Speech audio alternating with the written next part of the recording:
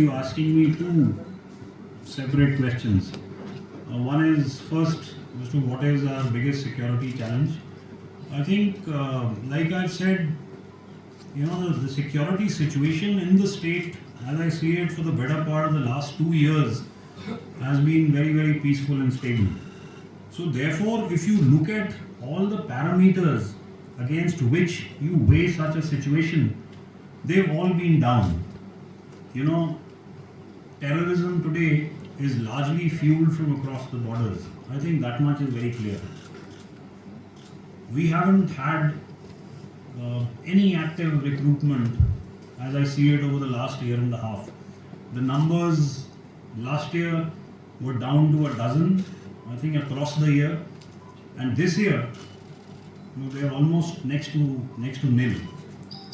So therefore, if you see another violence parameters in terms of atrocities committed by terrorists, I think if you even look at the 4 or 5 incidents that we've had in the valley this year, softer targets have been picked, where it's easy for even untrained personnel, maybe wielding a pistol or a smaller weapon to carry out such an atrocity.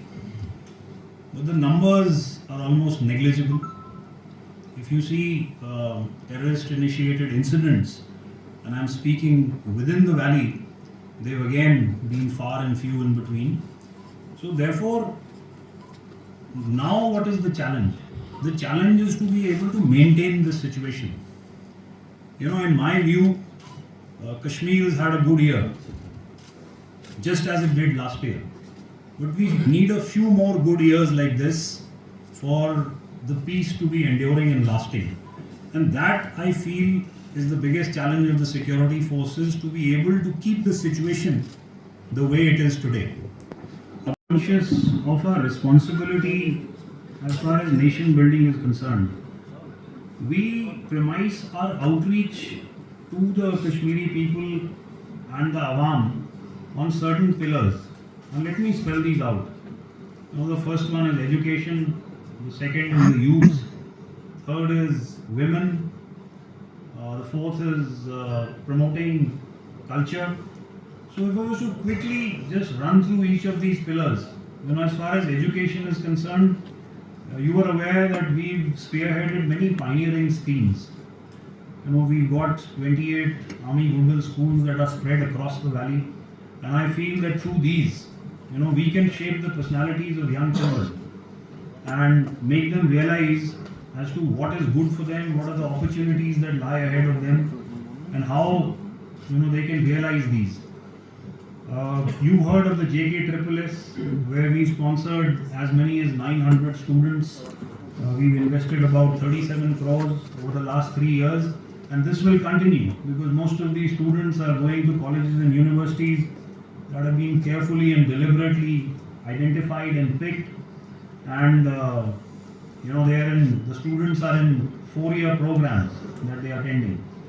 You heard of the Super 50, which trains and prepares students for stringent exams such as the NEET, IITs and the IIMs, and we are providing them the wherewithal and the necessary preparation that can prepare them for the very, very tough competition that is obviously there in these exams.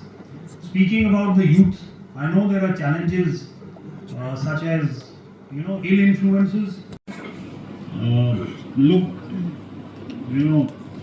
like I said, we need a few more good years like the ones that we've had.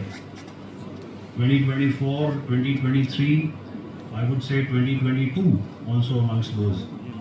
But I again want to say that for this peace to be enduring and lasting, we need to go through this process for a few more years. And therefore, whether it is the counter-infiltration grid on the line of control or the counter-terrorism grid that is deployed in the valley, it has to be maintained and sustained, because we are possibly in the consolidation phase, and therefore, in my view, no dilution of the grid is either recommended, and I definitely am not a proponent of that at this stage. anti-agency committees put out are approximately 80. And if you see, that's the lowest number in many years. You know, when I came here last year, we were looking at numbers past the 100-figure mark.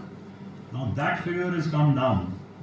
Now obviously, that figure is sustained by the perpetrators at a certain number, which is considered critical to sustain the terrorism ecosystem here.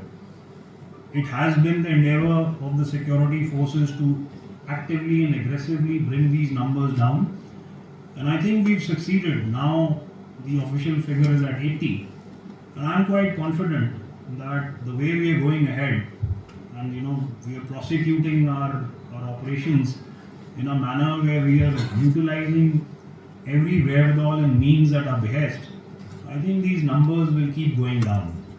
So already at 80, we could be looking at an even lesser figure, maybe by the mid of next year. I'm keeping in mind that we're almost knocking at the doors of the winter.